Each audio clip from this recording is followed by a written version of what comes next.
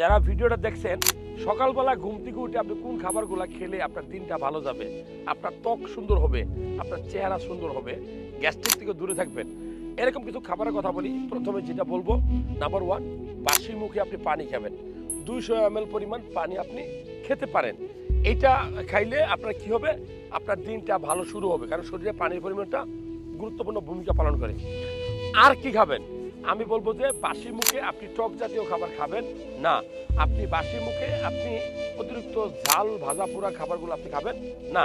So আপনি কি খাবেন তাহলে? আপনি খাবেন ঘুম থেকে উঠে 1 পিস লেবু, একটু আদার রস, একটু মধু, হালকা গরম পানিতে মিশিয়ে 1 গ্লাস খাবেন।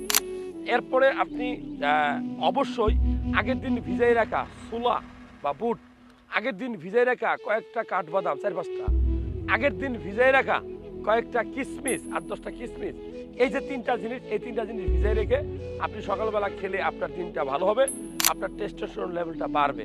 সো ডিয়ার ভিউয়ার্স, আমি বলবো যে সকালবেলায় আপনি বাসি মুখে পানি খাবেন, মধু খেতে পারেন, আদার রস খেতে পারেন, কাঁচা রসুনও খেতে পারেন, আপনি ছোলা, বুট, তারপর কিশমিশ, এই খাবারগুলো দিয়ে দিন শুরু করলে আপনার দিনটা ভালো যাবে।